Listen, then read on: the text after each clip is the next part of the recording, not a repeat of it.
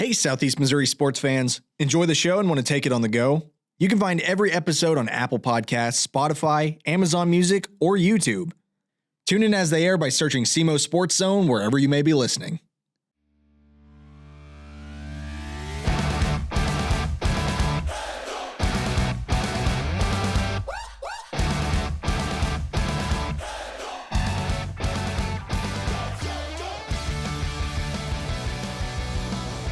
Welcome to the SEMO Sports Zone presented by A-Corp Sports. Dave, it's been a while, hasn't it? It has. Happy New Year, and glad you're feeling a little bit better. Yeah, I am too.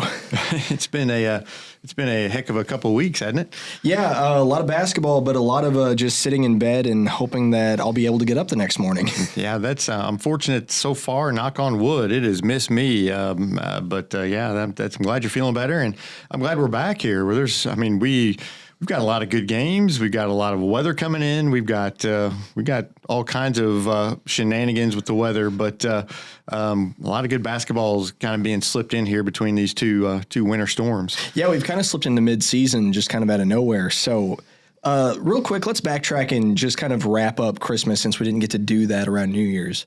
Bloomfield Christmas Tournament? What are your final thoughts on it? That was a year ago. I don't remember that stuff. That's one of the best Bloomfield Christmas tournaments I've seen start to finish. You had more overtime games in tournament history. For the first time ever, you had an overtime overtime championship game. Yeah, which is crazy to me. Just you had 68 of them, and you've never had one. But yeah. And, you had really good teams. You had great games the final night, great games all throughout, but great games the final night. The last two games go overtime and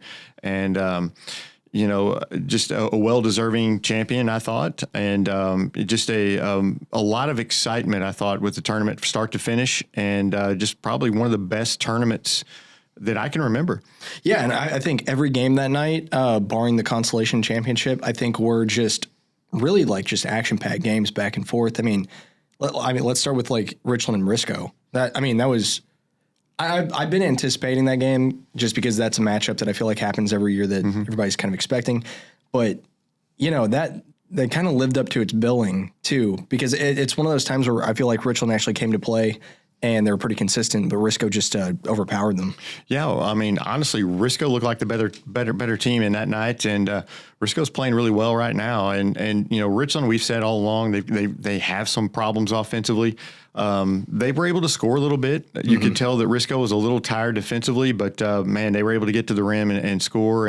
That's going to be a possible matchup. I know that I've seen a lot of Leopold and Bell City comments in the last week or two that I think they feel that Richland's gettable in that district. So I think that district's going to be a little more competitive than what we originally anticipated. But if these two teams, they play again in February and could play again in a sectional matchup, and I think it's going to be a battle, both of those games. I think they're two teams that match up pretty well with each other, and it'll be fun to watch. Yeah, I think as far as Risco's kind of rolling right now. They're taking everything they've excelled at in stride, and it just seems like they're kind of building. And for such a small team too, that's impressive to me that you can still find bags of tricks and players that to highlight that just haven't been making as many plays. Sammy Smith's their, golden child right now, but you've got so many that are starting to step up and get those point totals just kind of, every Batman needs a Robin, but he's got 3 Robins at this point. So yeah, they're playing really well. And Richland, first off, how great was it seeing Risco in this tournament, the excitement that they brought. A lot of fans came in where a lot of fans were rooting for them. And that was nice to see. I thought they brought in a different feel there. But yeah, they've got to get better defensively, but man, I think they are a team that can score. And Richland, I think, is a team too that it only gets better. You look at where they finished last year in the Christmas tournament, and they kind of had a similar Christmas tournament last year as this year, and they ended up winning their district and getting to the quarterfinals. So I think they still have plenty of time to peak, and I expect them to. I expect them to keep improving, and I think those are two very good Class 1 teams that are only going to get better. So talking about next game on that series, East Prairie and Bernie. You talked about when East Prairie lost to Dexter that you were afraid they're going to kind of, slouch their way through the rest of the tournament. Do you think that's kind of what happened in this game? I don't think that they were 100% bought into that game but saying that, the Bernie Mules were ready to play that game, and it meant a lot to them. And if you don't believe me, look at Coach Long's face after they won that game on A Corp on your broadcast. He was pumped that they won that game, and they fought hard to win that game, missing their 2 guards, and they played their butts off. And I think East Prairie got in there and got a little bit more than what they bargained for. East Prairie can play better than that. I saw them play last night against New Madrid, and they blew New Madrid out and played really well. But I do think that kind of played a part into it. A little, kind of a little down, kind of getting in their feelings a little bit that they didn't get to win that tournament. And Bernie said, "Don't do that against us because we're going to beat you." And I was impressed with this Bernie team the entire tournament. And I think they are a team that I would not want to play in district time. No, and for short term, what I'm expecting is that Dexter Bernie game to be a pretty back and forth affair this time. Yeah, I'm excited for that one. I'm going to be there for that one, and I'm pretty pumped. That's a game. It doesn't matter what your records are. That's going to be a knockdown drag out, and that's going to be another one. And they're probably battling for the 4 or 5 seed, but they're probably going to be turning around and play each other again in the county tournament. If I kind of have the seeds, in my mind how it's going to play out, I feel like they're going to turn around and play each other again in that first round of the Stoddard County tournament. How's that for a first round game? Yeah, that's going to be intense. So but this game in anytime Dexter plays at Bernie, that place is packed. It is a intense rivalry, and there are 2 teams that respect each other but don't like each other, and it's a lot of fun, and that's going to be a great game, and that little gym in Bernie is going to be jam packed and going to be loud. Yeah, just for Bloomfield for the Christmas tournament, you got to think like, hey, all these 5 teams from Stoddard County that made it into the tournament, like final rounds, it's such a close sibling rivalry in that sense of like all these teams. I feel like they all have that mutual respect but disdain at the same time. Yeah, I think there's a lot of disdain for Dexter in that thing, but man, yeah, all these teams have a little bit of where we don't like you much. Yeah. Once they get out of Stoddard County, I think they kind of root for each other. But man, once in Stoddard County, they don't. So let's move on to Dexter, because I feel like they had maybe one of the best narrative roles in this tournament, playing spoiler to East Prairie, playing spoiler to Risco, and then going to the championship and losing. Now that, like, to me, as a Dexter guy, to me, to win the tournament, that would be great. But as somebody who's a fan of storytelling and to watch it in motion, to watch the villain come in, beat all the heroes, but then lose to that last hero in Puxico, that is perfect cinema, in my opinion. Yeah, I think they just ran out of gas. I mean, honestly, you look at the first 3 quarters of that game, and that's completely different than that fourth quarter. Well, I think one of the biggest things too, and I noted this, like, as the game was playing, there were just so many turnovers for Dexter. Yeah. And it wasn't like, just Puxico got a steal. It was, traveling call. I saw that so many times. And that just seems like a fundamental that it's just like, I don't know if that's just the yips at this point, but I think that's more of tiredness, because they didn't do that the rest of the tournament. I mean, they really, I said at the beginning of the tournament, Dexter guards are going to have to handle the ball, and they did for the most part of this tournament against some really good teams and some good defenses. I truly believe that, as that game wore on, they wore down and just were not able to, sometimes, little mistakes, those are the things that creep in whenever you get tired legs and stuff. And they had to battle in this tournament. I mean, a lot more than Puxico did. They had to battle against Risco. They had to battle against East Prairie, and had battled against Puxico those first 3 quarters. For me, I thought the key to the game was right at the end of the third quarter. Dexter forced a shot. Puxico got the ball and kicked it to Long, who hit the 3 at the buzzer. Yep. And that went from 11-point lead to an 8-point lead, and I thought the game changed with that shot. If Dexter holds that ball and does not pull that out and pulls that out and holds for one shot, doesn't give Puxico a shot, they have a double-digit lead. I still think they win that tournament. But it wasn't meant to be, and Puxico did exactly what they needed to do to win. We said that somebody beside Burchard was going to have to step up. Dexter kind of shut down Burchard. I mean, he got 11 points, and most of that was late. But other guys stepped up and made shots, and that's what Puxico is going to need as they go along. It was really funny because, we talked about that Landon Burchard was just kind of carrying the team for the entire tournament. But it was exactly what I thought was going to happen. As soon as that game started, I could see the other guys putting themselves in the positions that they needed to, and just, being the Puxico team that I kind of thought they were. How about that overtime, though? That was good. I mean, you talk about running out of gas, though. I mean, Dexter, 21, you talk about turnovers, 21 turnovers, most of those in the second half. Yeah. You just can't turn the ball over. And I just felt like once it went to overtime, even though they hit that great shot to go, I mean, and how good was Temples in that game? Boy, he was hitting some great shots. But once they went to overtime, I just really felt like Puxico was the fresher team. I really felt like Puxico had it at that point. And Puxico hit their free throws down the stretch, and that's what you got to do. Good.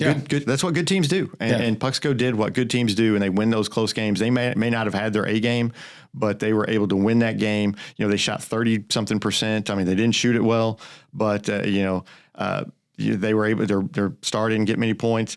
They were out-rebounded by, I think Dexter doubled them up in rebounds. But you know what? Puxico was still able to find a way to win a game, and that's what good teams do. Yeah. And, Dexter played a very physical game, too.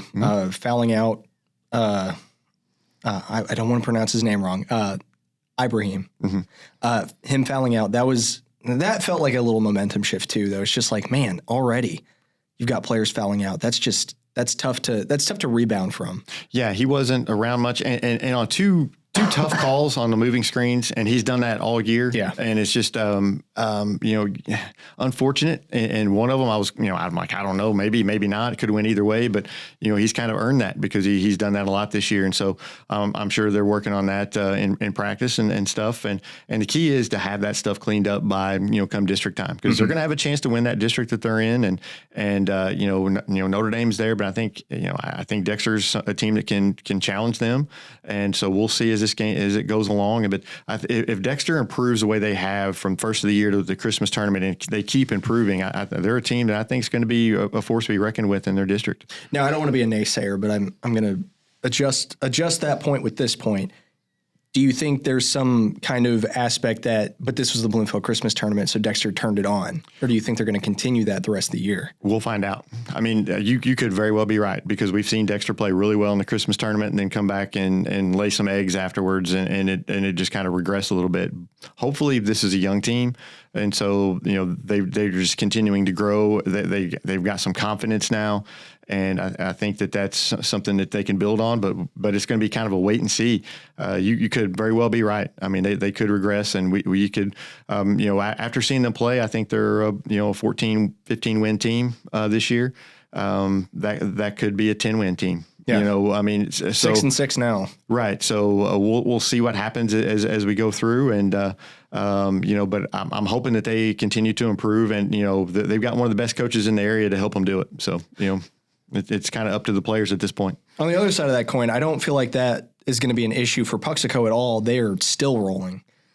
And, to come off of, your first win of that tournament in 35 years, I mean, those kids must be jazzed. Good for that town, too. Yeah, and it's awesome for them. And I don't want to bring them down at all, but I think we saw some chinks in their armor a little bit that they're going to have to work on as they get toward districts. And that's what these things are good for. You play some tough teams, and you learn what you need to work on. And so yeah, but I mean, it's fantastic. First time since '89 they won that tournament.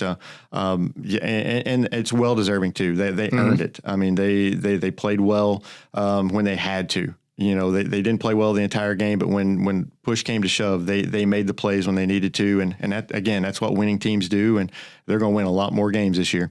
Yeah. So overall, Bloomfield Christmas tournament, I thought it was great this year. Yeah, it was a great one. And I don't know what the attendance numbers were, but it has to be close, if not a record, close to a record. I think it broke records every night. I mean, because it was, the attendance was awesome. I know that the views on A Corp Sports broadcast on YouTube were great, and I mean just the excitement around it. And that's fantastic. And hopefully that continues next year. So let's shift over to the other Christmas tournament in the area, because there were some pretty cool things that happened in that one too.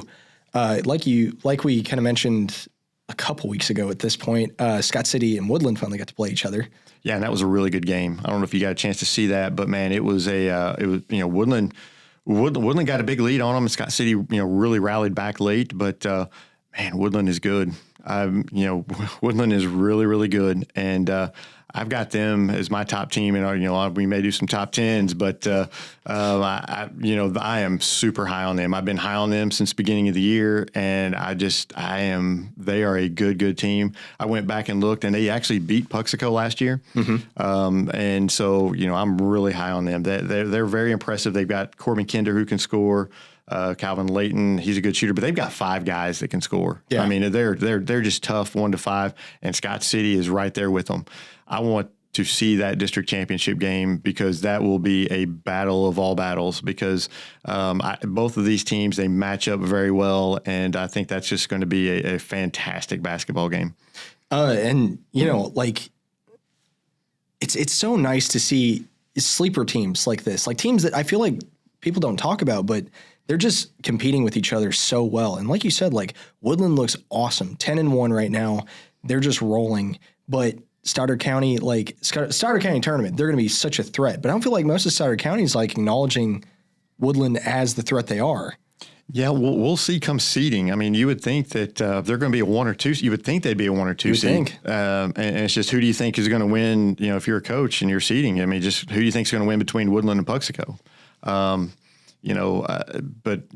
I mean, they are a team that you'd better pay attention to if you're, and I think most of these Stoddard County coaches are well aware of how good Woodland is.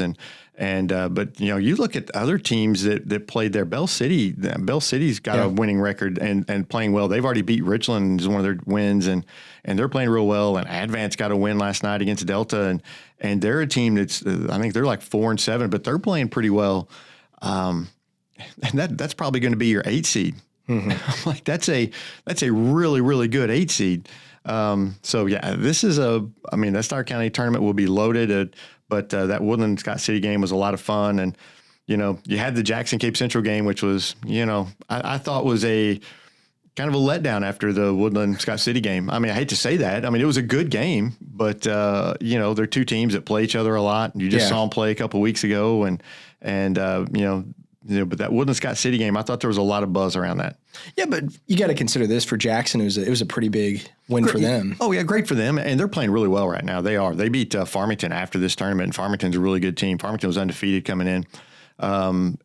So yeah, that's a really good win. But as far as the buzz goes, Jackson was excited about it, but I think the buzz outside of the tournament was more about that Scott City Woodland game. And I think that, there was a lot of onlookers kind of curious to see how that was going to play out. But again, Jackson, great win for them to win that tournament. First time since 2013. And, they made 23 finals in that tournament, but have only won 6. Wow. Which is kind of, just kind of surprising. It's a statistical anomaly. Yeah, I was just kind of looking at the numbers the other day. I've got all the list of the winners of the tournament of all time, and I was like 23, and they've only won 6. So it was good for them to win one. I mean, and again, it had been since 2013, and so good for them. And again, they've got a really good team, and they're winning some games against some really good opponents. So, I mean, just kind of overall, like anything else in that Christmas season that you think needs to be talked about? Not really. I mean, the Notre Dame Charleston game, that was pretty ugly. 26 points for Charleston. That's got to be some sort of, I can't remember the last time Charleston scored 26 points, but then they scored 95 last night against Kelly. They fixed a few things, I think. Yeah. But a team of extremes, you might say. Yeah. Yeah, but yeah, I think they've got a Clark maybe back here. If he's not back, I think that they may be getting someone else back on their roster too. That's going to help them a lot. So Charleston's going to be tough, man, as this thing goes along.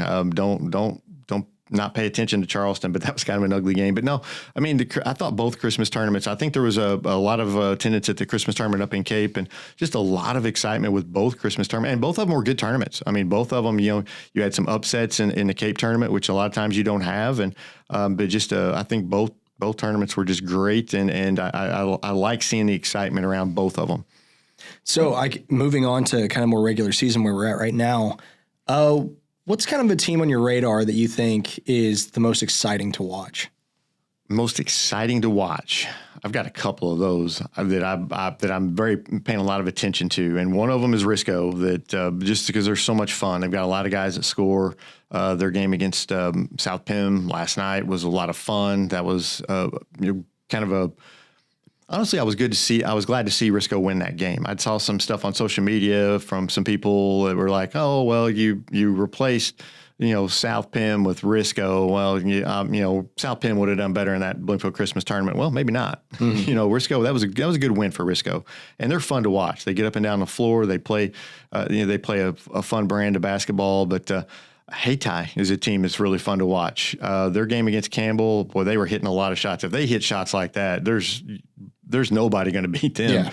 Yeah. They were just tough, and Campbell did everything they could to try to stick in that game, but. Hayti just didn't miss, and both of those teams are so much fun. They get up and down the floor, and they're a lot of fun. Well, I think that was kind of the biggest thing I wanted to talk about too. Was like for Hayti and South Penn, being out of the Christmas tournament, kind of just being left at a standstill for a while now. Did you think that either team was going to come out rusty? I thought South Penn did come out rusty. I think they did too. I think they're probably better than they played against Risco, but you haven't played in a month. Or just shy of a month. I mean, that's tough. And when you're playing a team like Risco, who's going to get after you from the start, you're playing in Risco too, which is a tough place to play. Yes. So yeah, I thought they were a little rusty. Hayti didn't look rusty at all. No. Hayti looked like they were ready to go. They look like a bull let out of the gate there at a rodeo or something. Which it's a weird thing to experience too, because I saw the buzz online saying like South Penn should win this game easy, things like that. Which I didn't really know how it was going to go. What I think it finally came down to was South Penn has had to play against their JV for a while just to get that practice in. But Risco has been playing games all year at this point. They're pretty much trained and ready to win games. And what I think is going to be the difference is like if this game was played 2-3 weeks later, there might have been a different outcome.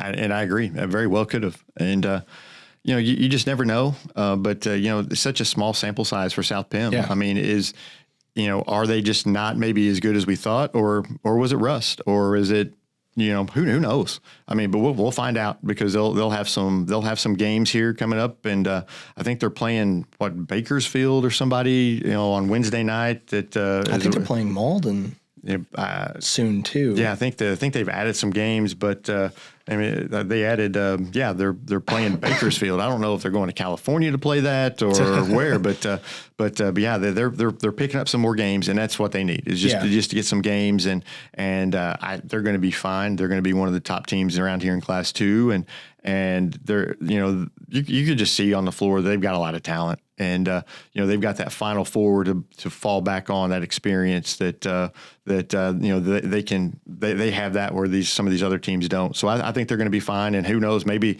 this causes them to peak at the right time this year.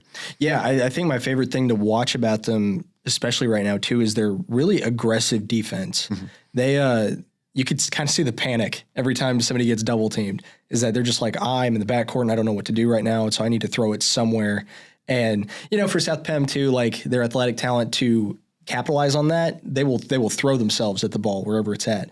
That is a double-edged sword I've seen because, if that doesn't work out, then that ball just goes right the other way.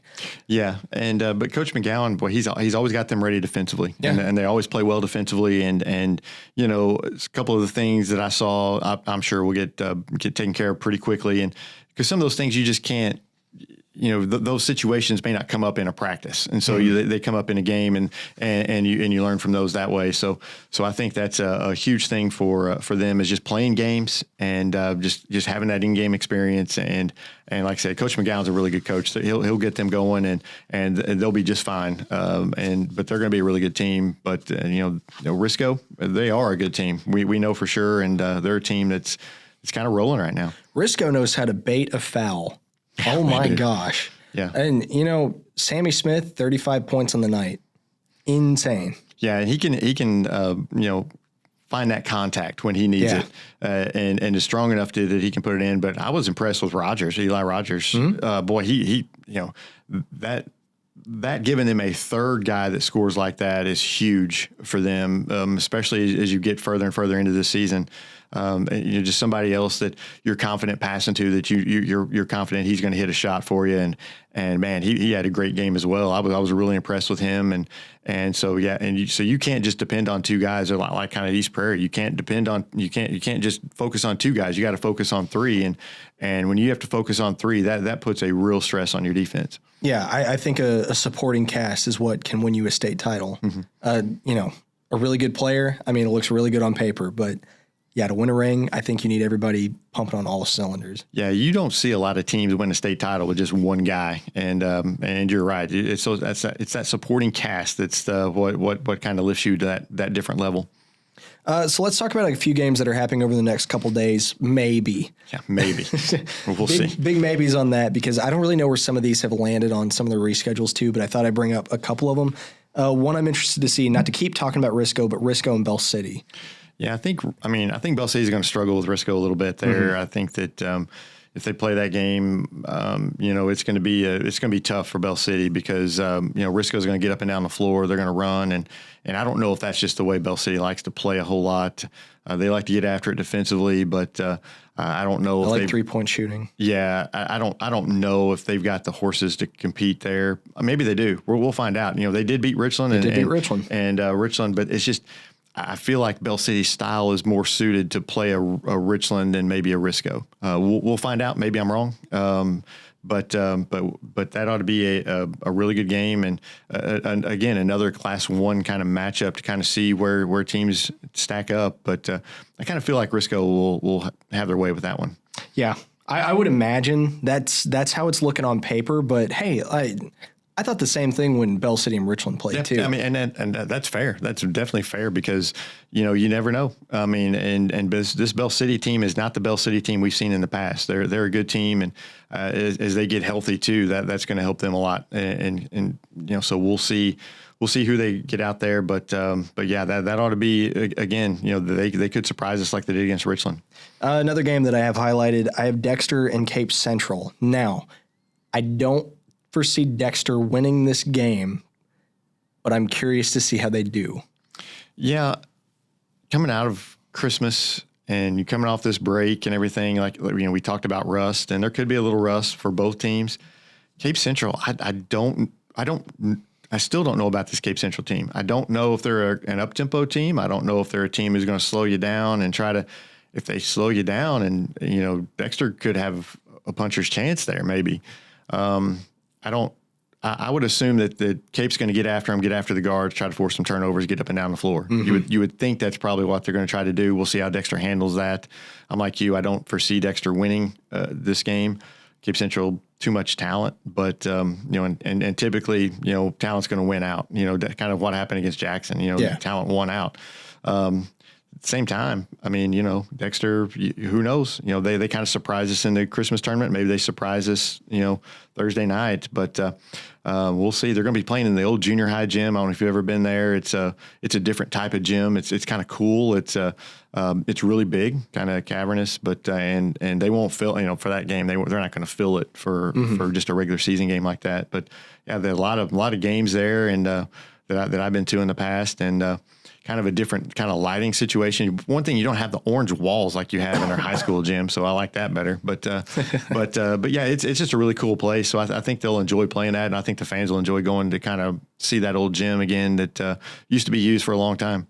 Yeah, and like I said, I don't think Dexter's going to win this game, but I do think it's a good flesh-out game for them, especially after, like you said, if they were so gassed in that championship game against Puxico, it's good to be well-rested, to kind of have your horses back together and see just kind of like what you got now. How different are you from the SEMO conference? How different are you from that championship game? Yeah, I don't know the status of Booker, too.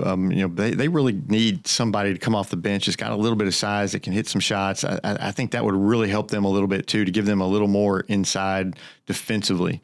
I think they really need him to get healthy, and I don't know. I know he missed the Christmas tournament, but I don't know his status moving forward. But he's just one of the many injuries that are around the area teams that you hope all these guys get back and as quickly as possible.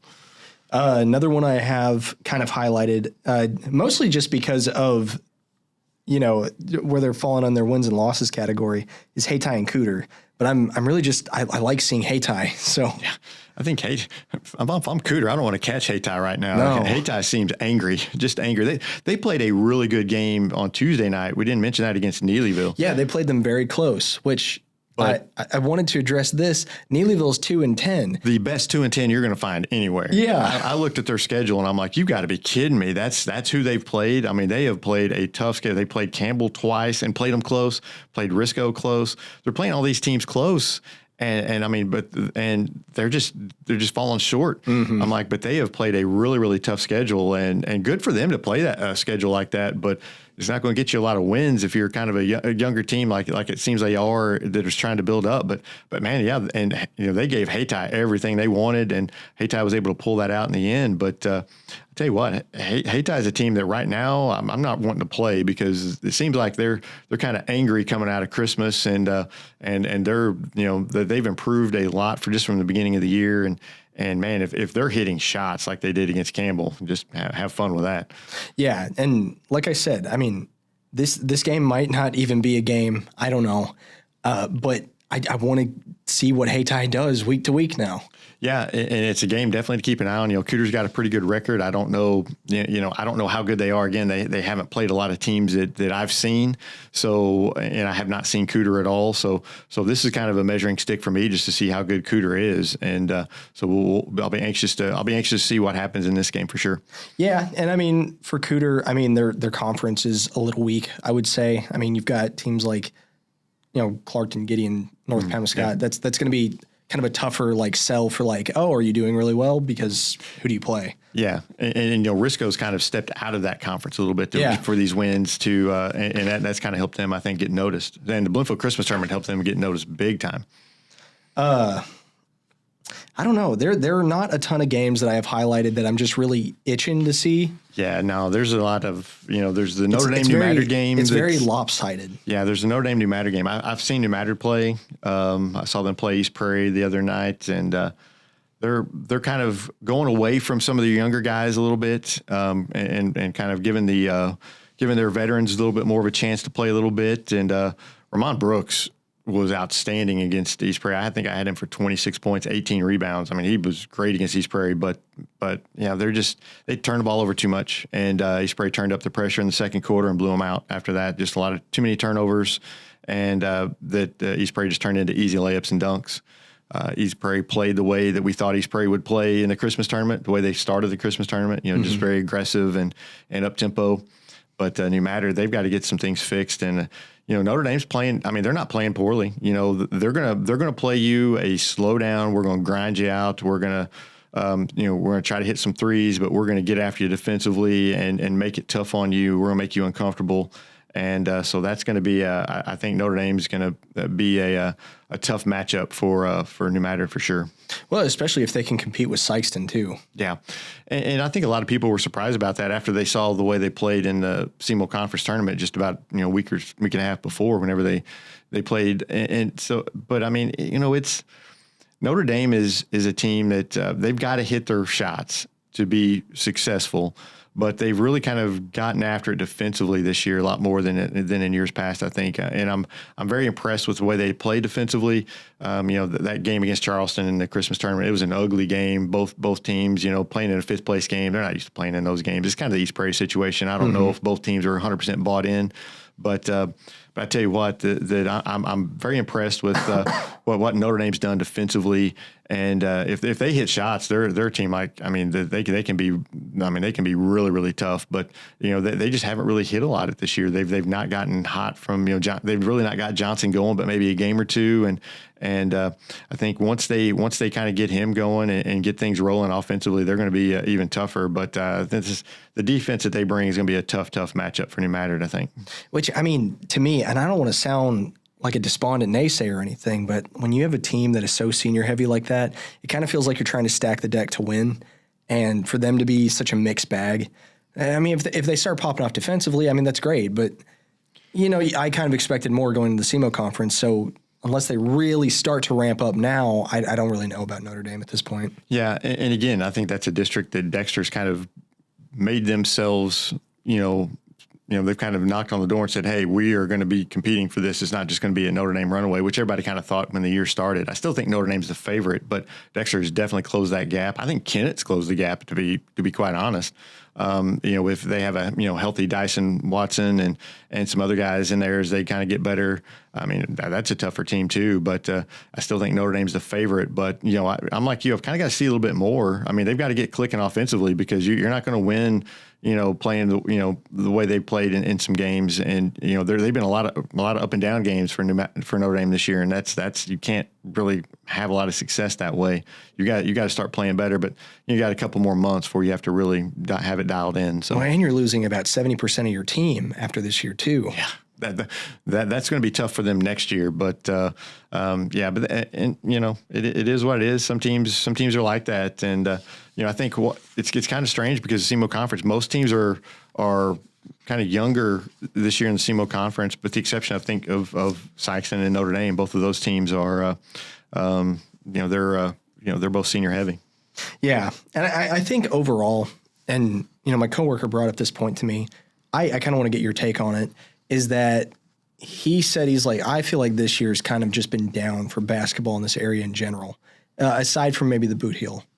Yeah, I think the Boot Hills really kind of had a really good year, but for the most part, yeah, I think considering what we've seen in years past, maybe it's down a little bit. You still have some really good teams. You still have your Puxicos. You still have your Woodland, Scott Cities. You still have your good teams. But yeah, I think overall, top to bottom, 1 to however many teams there are in Southeast Missouri, it's definitely down. Some of your teams that you're used to seeing pretty good, that are pretty good teams, they're not what they've been. Cape Central, they're not what they've been. Jackson has been better. Notre Dame has been better in years past. So yeah, I think you're looking at that, but you still have some really, really good teams, some really good teams that can make some runs, and so. But again, you've got a lot of young talent, so it's kind of neat to see these guys as they're freshmen and sophomores, as they're going to kind of build up over the next couple of years. Whenever they, a couple of years from now, we may be saying, "Boy, this is a really good year for basketball around here." So yeah, it all comes in cycles, and if this is a down year and we've already had this much fun with what we've gotten, I don't feel like that's the worst thing. Sometimes you do need these breather years because it's not always going to be one of the teams in our area is winning a state championship. Yeah, and honestly, you still could see. I mean, you look in Class 1. I mean, you're going to have a couple teams that have a good chance. Class 2, you're going to have a couple teams. Class 3, you start getting into a little bit more difficult, difficulty there, but yeah, and then so I think Sykeston, they're number 1 team in, at least last time I checked, they were the number 1 team in Class 5, so they've obviously got a chance to win something there. So I mean, you've got a chance to win 2 or 3 maybe this year, and bring it back home to Southeast Missouri. You could come home empty-handed too. So it's just it just kind of see how it all plays out throughout the rest of the state as well, because it's not just here. I mean, is the rest of the state kind of down too, or is it just this area, or and who knows till you get up to that to those Final Fours. Yeah, and I think the difference is right now, teams feel very individualized, which obviously, but at the same time, it feels different because it's not like, oh, this area is good. It's like that team they're good. That's it. Yeah, and you're right there. I think that's definitely a fair point. And we've had those years where it's like, oh man, we've got like 3 teams in Class 3 down here. Whoever comes out of it, whoever wins out of these 3 is going to probably roll to a state title, and that's happened multiple times. You don't have that this year. You just don't have that. Those dynamite teams that you just know. Look, one of those 3 teams is winning the state title. Yeah, you definitely don't have those this year. And so so overall, probably a little bit down, but it's exciting at the same time because it's a lot of young talent that you're going to be seeing for the next few years. Well, sorry if we bummed anybody out with that, but I also want to just say the 2 other matchups that I have highlighted. Richland takes on Puxico. At some point. Yeah, at some point. I think that's scheduled for Friday night, isn't it? Yeah, if that game happens, that should be a fun game. Yeah, that would be a great game, and that'll go a long way towards some seeding in the county tournament. But I'm not sure what we're going to have weather-wise. But if it does happen, I'm interested to see how they match up against each other, because I feel like I saw them play last year, and Puxico kind of blew them out. You know, it was, I really thought it was going to be a good matchup, and Puxico, they had no, Richland had no answer for Burchard, none at all. And he had an outstanding game at Richland. So we'll see if they've kind of figured out how to kind of slow him down a little bit. I'd be interested to see if they play a box and one, or if they what they do defensively. Be very interested to see what they do against Burchard in that game. The other game I have highlighted, not really a SEMO game, perhaps, I don't know, but it's Principia taking on Lutheran South. Not for any reason of just because that's what I saw Principia do against Sikeston. I kind of want to see them do against another Class 5 team. Yeah, Principia will blow them out. Yeah, don't spoil it for me. I haven't been keeping up. Yeah, Lutheran South's not a bad team, but they can't. I don't think they can compete with that Principia team. That Principia team is really, really good. There's another one that I saw. Cardinal Ritter, I believe, is taking on Farmington. Okay.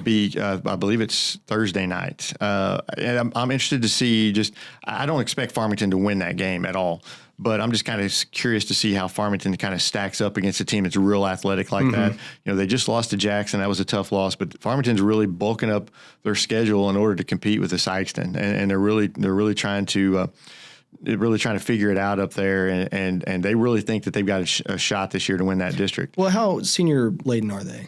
They've got a lot of guys back from last year. I'm not sure if they're juniors or seniors. I believe they're seniors. So I think they're pretty much the same as what Sikeston is, pretty senior heavy. Now don't hold me to that. I can't. I off the top of my head, I can't remember exactly what they were. But I'm pretty sure that most of the guys that played last year are back this year, and I think they're pretty much seniors. But they're a team that they can score a little bit, they can get after you in guard, and they're a pretty well-rounded team. It's going to be a pretty good matchup for Sikeston. I think they play in another week or two. They play Sikeston, so we'll up at Farmington too. So that'll be a good test for Sikeston to go on the road, go up there and play. But I'm kind of curious to see how they stack up against this Cardinal Ritter team. Well, is Sikeston about to hit an adversity period, or do you think they're probably just going to roll to the postseason? They've got Charleston on Friday night if they play. That game will get very intense. I say if you've never seen one of those games, you need to go to a Sykes and Charleston game because it is extremely intense. They do not like each other. I don't know if they respect each other. It's one of those type games. Well, we've been asked if we were going to stream that game. We are not. That's not on our schedule. Sorry. Yeah, that's one that's pretty. It gets pretty intense. And so after that, they've got they play a lot of road games. They are on the road. They don't play really at home for another couple of weeks. They've only, really played one home game after the SEMO Conference tournament. I think they only have maybe 6 total home games this year. So they're on the road a lot, and so they're going to be well traveled, and so we're going to see they're going to have some tough games coming up like Farmington. They play Father Tolton later in the year. They've got some teams on their schedule that are going to test them, and that's what they need. They need to be tested, and they were down at halftime to Timberland in the championship game up there at St. Dominic, and were able to rally back and win that. So these are games that I think Sikeston needs, but it feels like they haven't. I know they played the Saturday before New Year's, but it feels like they haven't played in 3 weeks. I mean, you just haven't heard anything, and they're not scheduled to play anybody. They always kind of come out of that Christmas break and play. Usually their first game is against Charleston. Charleston usually plays a game or two before then to get them kind of primed and ready. So and Charleston plays usually at a different level whenever they play Sikeston. But so that ought to be a good game if they play it, and we'll see what the weather allows. All right. You want to move on to power rankings? Sure. Absolutely. I think we're going to have a little different rankings than we had last time. Let's see. You already spoiled it a little bit. Who's your number one? My number one is Woodland. I slipped them, and it's nothing against Puxico. I think Puxico still is really, really good, but I just have been more impressed with Woodland and what they've done, and so I slipped them in my top spot. Oh, shock of all shock. I thought I was going to be the contrarian this episode, but I also took Woodland as number one. and my question is, do you have your number 2 as Puxico? I do. I do as well. Which I feel bad because I was asked by a couple people from Puxico, are you finally going to talk about us in a good light? And Yes, obviously. I feel like we've talked about Puxco well all year long. I think that, I've said they're a really good team all year. I said they've got a tough district, but, at the same time, I think they're a very good basketball team. And I can't remember one time that I haven't been praising them. I know it's to me, but you aren't praising us enough. I know. Yeah. I hear that a lot. I hear that from others, but yeah, I hear that a lot. So if you don't understand, if you don't know, and I'm going to say it outright, you're a very good team, Puxico. You are a great team. I think Woodland might be a little bit better. Yeah. That being said, you moved from number 1 to number 2 on both of our lists. So sorry about that. And we've talked about Woodland this episode. Is they are just popping off, and they show no signs of slowing down. The beauty of this is they'll play once, possibly twice. I know they play, I think, at the end of February. I think it's one of the last regular season games for both teams, but they have a chance to play in that county tournament, and we'll see who should be the number 1, number 2. So we'll find that out for sure. My number 3, Scott City. I thought we were going to have a lot of different, but that's my number 3 as well. And it was a really tough call between them and Puxico for my number 2. I really kind of went back and forth, but I thought Puxico earned it with the Christmas tournament championship, and Scott City dropping 2 games in the Christmas tournament up in Cape. I thought that this is just kind of the deciding factor there. My number 4 is Hayti. That's mine as well. Okay, this is a little strange. We have not talked about these for sure. Nope. That's my number 4, and I've been extremely impressed with them. Like I said, that game against Campbell, I'd seen them play earlier in the year, and they looked really good, and they looked even better against Campbell. And then to pull out that win the way they did against Neelyville, that just shows me that they're a really good team. Yeah, especially coming off just that dead period where you have no teams to play. Exactly. And you're just popping off on all cylinders as soon as you come out. Yeah, that's how you earn a top 5 spot. Like I said, they're playing angry, and I like it. I like it a lot. My number 5, I've taken Risco. So same here. Okay, we're gonna have to go somewhere different here in a minute. But yeah, I agree. I think they're right there. They're having a great year. They're a lot like Hayti. They're playing really well right now. They're a team I don't want to face. And so yeah, good. I like it whenever we agree. But here's where it gets different. Calling it now. My number 6 is Crothersville. We do have different. I have Campbell. I do have Crothersville on my list. I will say that, but. I have Campbell. I'm still impressed. Even though they lost to Hayti, I'm still impressed with them. They've got a really good team. They can score. They can guard. I don't know. They couldn't guard Hayti, but I don't know if many teams could have guarded Hayti that night. But I'm pretty high on Campbell. Yeah, and I don't think Campbell's a bad team. They just they ran into an offense that they just couldn't handle. Mm-hmm. And sometimes that happens. I mean, it's still you're halfway through the season. You've got time to make adjustments. And Campbell's a good team. We know that, obviously. Campbell's on my list. They're just not at number 6. My number 7, I took South Penn. My number 7, I have Bernie. I thought they put on a great show in the Christmas tournament without their 2 guards, and you add those 2 guards to the list, they're only going to get better. But, they're a team that have already kind of beat Risco this year. They beat East Prairie. They played some really good teams, and I think they deserve to be up there and, beating – kind of look at it a little bit, and I don't know. I just picked Bernie. I like what they're bringing. Yeah, and Bernie's on my list too. So we'll get there. My number 8, I've taken Campbell. My number 8, I've got Crothersville. I think they're a team that gets in there, and they played a tough schedule, a really tough schedule, and a lot of they're kind of don't ask, don't tell right now. Nobody's paying attention to them, and I think people should. I think they're a good team down there, and I think that's like you said, you got them up higher than I do. So I think they're a team that's going to have to be reckoned with this year. Yeah, and I think that's all because they played a very tough schedule, mm-hmm. and I think it's starting to show dividends now where it didn't at the start of the year. Yeah. My number 9, I've taken Bernie. My number 9, I've got East Prairie.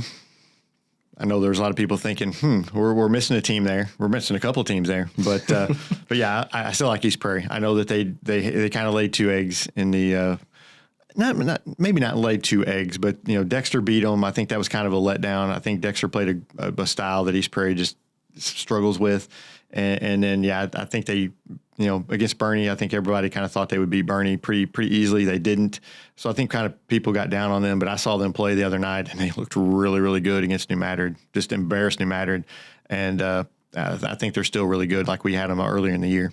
Yeah, and I think that's a fair assessment, just because I think for East Prairie they got a punch in the mouth, 2 punches in the mouth, whatever.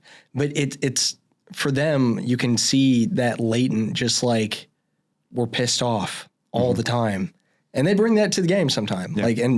But their ability to channel that into athletic talent, and for the guys they have, I mean, obviously they're going to probably go pretty far. Yeah, imagine. I mean, that's going to be. I think they're in Carruthersville's district. That should be a pretty good game. I mean, I think they match up very well. I don't know if you've noticed it, but in the the East Prairie said that we're not going to play Hayti. We're not going to play South Penn this year. We're not going to play them. Hayti has that down as a forfeit win on their Misha schedule. East Prairie does not. I just thought that was kind of funny and curious as to what the final ruling on that is. I think it's hilarious. I don't know which way is the right way, but I just thought I'd bring that up. It was kind of funny. It's been a drama-filled year. It has. My number 10, I've taken East Prairie. My number 10, I took South Penn, which I know South Penn fans are like, whoa, what are we doing down there that low? Just a lack of games. And there's just a lot, these other teams have some games that I can look at and say, hey, I know you're good. I know this and that. South Penn, once they start playing some games, will probably fly up my top 10. But, just right now, just lack of games, out of sight, out of mind kind of. And as I was making this list, I'm like, where am I going to put them in at? And so I just slid them in at 10. Very funny, because we don't communicate these lists to each other until this moment. Yep. That we have the same teams, just in different orders. Just different orders. And I have Charleston and Richland as my 2 receiving votes, but not getting in, not necessarily in that order. Just 2 teams that are receiving that I thought about considering, but just didn't make the cut. And I know Richland fans don't like me anyway, so that's fine.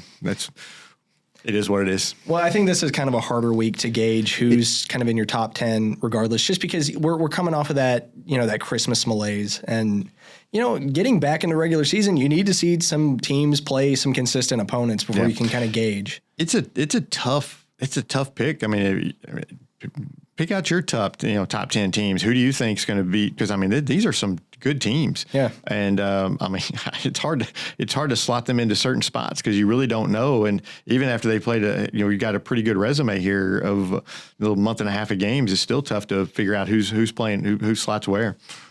Kind of to move on to large schools, 4 through 6.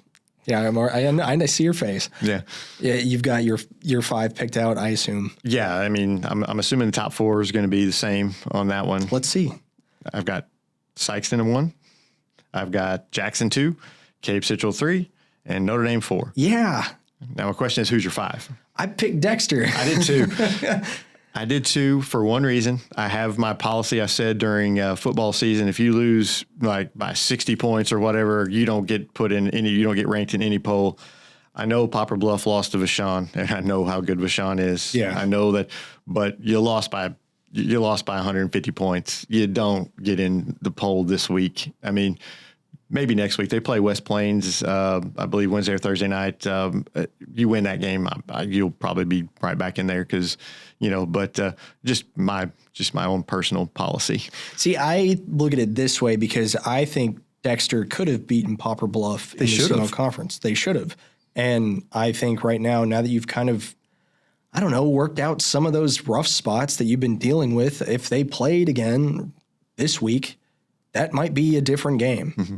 And again, was it because Dexter was in Bloomfield, or was it because Dexter is really improved? And I'm and like you said, I'm very anxious to see that. I'm very anxious to see how they play against Cape Central. I'm very anxious to see how Dexter plays against Bloomfield and Bernie. We'll see if Dexter is continuing to get better there, and that'll definitely have a change in vote possibly for next week, because I don't think there's right now. I don't think there's a huge Notre Dame over Dexter margin there. No. Not at all. And because honestly, what's Notre Dame done that is willing to put them, slot them in at 4 for guaranteed? Played Sykeston close-ish. Yeah. Close-ish. And to be honest, Dexter played Sykeston close for a quarter and a half, 2 quarters. Talent wins out eventually there, yeah. and playing at Sykeston, that's tough. I mean, too. So I mean, but both of them have honestly. I thought both of them played Sykeston a little bit better over the course of the SEMO Conference tournament in that game after than Cave Central did in that championship game. So I mean, there's a lot to be said about that too. Yeah, I don't want to sound like I've got that much of a bias for Dexter. It's a team that I want to succeed, obviously, but it's a team that I have a lot of scrutiny over. What I will say is their most impressive quality that I've seen is their ability to change tempo and play to their opponent. Yeah, the changing tempo was a surprise to me. The fact that they were able to run a little bit against Risco, slowed it down against a team in East Prairie that nobody can really slow it down against. I mean, really, nobody this year had that ability. Bernie did a little bit, but yeah, they've shown the ability. They can get up and down the floor, or they can kind of play a slower pace. Yeah, that about covers power rankings. Then it's competitive, but I hope it gets more competitive soon. Yeah, I think it's going to only get tougher. I don't think it's going to get any easier to pick these top 10 in the small schools and figure all that out, because you're going to have one team that'll beat this team, but this team beat that team, and you're going to have a lot of that as we go along, and it's going to be tough. And there's going to be a lot of teams here that are in and out of these polls, up and down on these polls, and that makes it fun, though. Yeah, and I think that's one of the things I always look forward to is looking at the end of the week of like, what? That team beat them? That's weird, and then slotting them into the top 10. And that, like you said, that's a week-by-week basis. Yeah, and what's funny is I really thought I was going to have some shockers for you here in this top 10. I did too. And apparently we're seeing a lot alike. So I don't know. We'll see we'll see the feedback we get on some of this. Yeah. Hey, at some point we're going to get some weirdo picks, and hey, we'll have fun with that when we get it. I love it. All right. I think that about covers things. Dave, you have any final thoughts? Let's keep this snow away. I hate snow. Can't stand snow. Don't like cold weather. Can't stand anything related to cold weather, and snow is tops on my list. Well, ice is tops on my list. Snow's second. I just can't stand it. It impacts too many of these games that I want to see, and impacts games moving to Thursday whenever I've got my Notre Dame game on Thursday night. I mean, come on. We should not be playing games on Thursday night. This should be a national holiday Thursday night, but we'll see. Yeah, hot take at this point for me, go Irish. Yeah, that's what I'm saying. Go Irish. I'm going to be fired up again. So. All right, that's going to do it for this episode of the SEMO Sports Zone. We will be back Monday, barring that we are not trapped in our houses Sunday. But hey, until then, thanks for listening.